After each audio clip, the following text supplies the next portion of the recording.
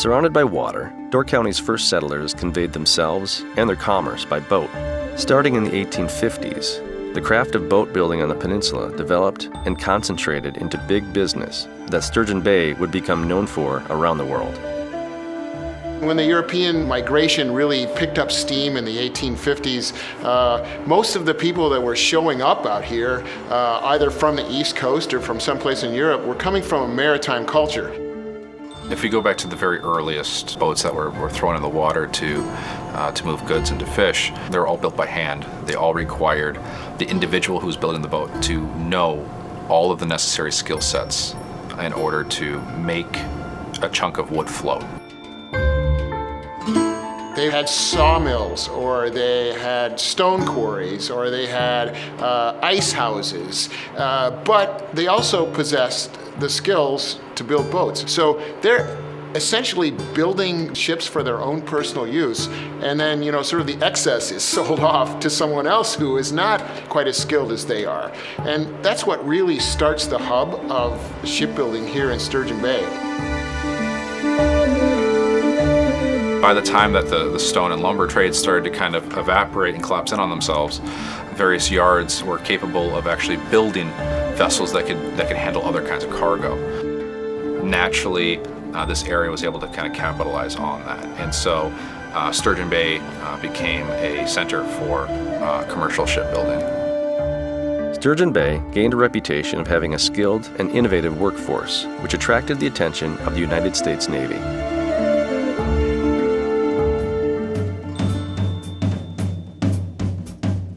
With World War II came then a sudden influx of military contracts. And so a lot of these yards which had been struggling before were able to capitalize on this.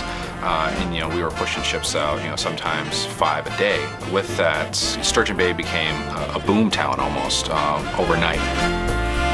And the population of Sturgeon Bay essentially doubled. And we had lots of people working in the shipyards. There were close to 2,000 at Latham D. Smith, and smaller numbers.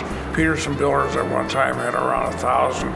I do know that during World War II, there was sewing machines up here. There was rows of sewing machines up here. There were women making uniforms for the military, and they were building wooden patrol vessels downstairs. So this was a military complex. And as such, and you can see the picture on the wall over there from 1946, they had a catwalk up there with a machine gunner patrolling 24/7 because they were afraid of U-boat incursions into the Great Lakes. And when we think about, the World War II shipbuilding boom, and you look at the incredible number of ships that were delivered, and you start looking at the dates of launch and delivery, man, this thing all happened in 3 years. I mean, it went in a hurry.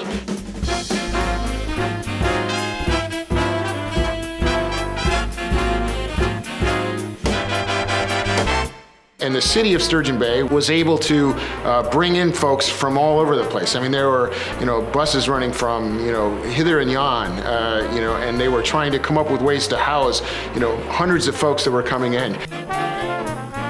The town grew very, very fast.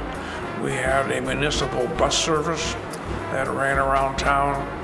The housing became a problem, and where the Little League Park is now was a trailer court that was lined with mobile homes. And up where the current high school athletic field is, there were duplex houses built for the war, and it was a very hectic and fast time. I think that time there were like 29 or 30 taverns in town, and Friday was payday every week in the shipyards, and the stores all are open till 9 o'clock, and it was a booming economy. And when the war got over, it suddenly collapsed, and the shipyards then went to search for other work, and some made it and some did not.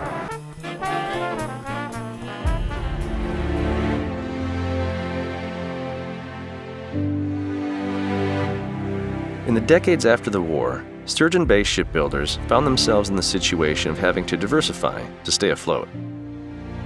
A series of closings and consolidations transformed the waterfront from 4 shipyards into 3. One of those to transform itself was Sturgeon Bay Boat Works by changing ownership and its name to Palmer Johnson. Sturgeon Bay Boat Works, which would become Palmer Johnson, they went a different way. It's like, okay, we see the emergence of the post-war era where all the guys have come back from war and they want the house in the suburbs and they've got more time for recreation. Then they started experimenting with lightweight aluminum construction, and that is really when they started to get some attention internationally. And it turns out that some Arab king called him up and said, listen, I want you to build an aluminum powerboat for my buddy, the King Juan Carlos of Spain. And that turned out to be the fastest all-aluminum yacht in the world at that time. You know, as soon as that came out, there was kind of an immediate shift in their focus from sailboats to powerboats.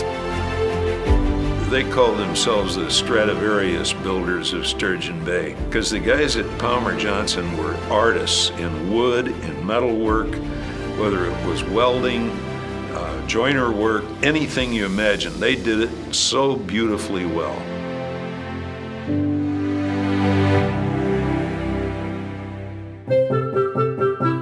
Peterson had gotten into the business of high-quality wooden vessels, but they also said, we want to be able to build a vessel out of anything. Anybody can build a steel ship. We want to be the guys that are known that we can build the largest wooden ships, we can build a ship out of fiberglass, and the emergence of aluminum. And so, you know, that diversity for Peterson was the thing that, you know, was their linchpin to success.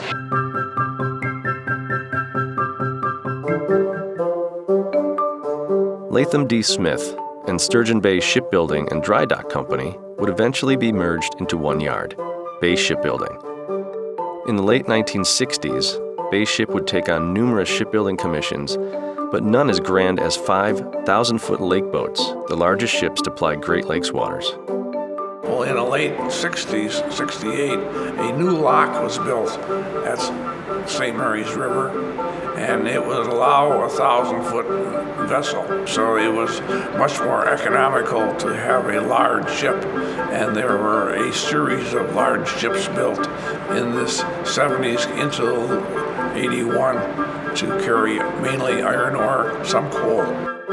There are an annual winter fleet layup which puts millions of dollars into the economy.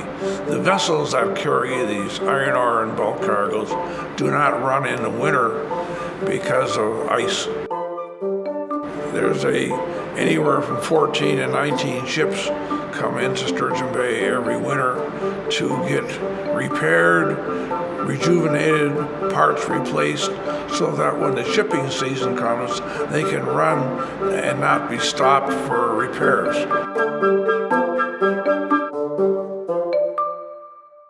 Today, the 150-year heritage of shipbuilding craftsmanship lives on in the numerous marine-related industries in Door County.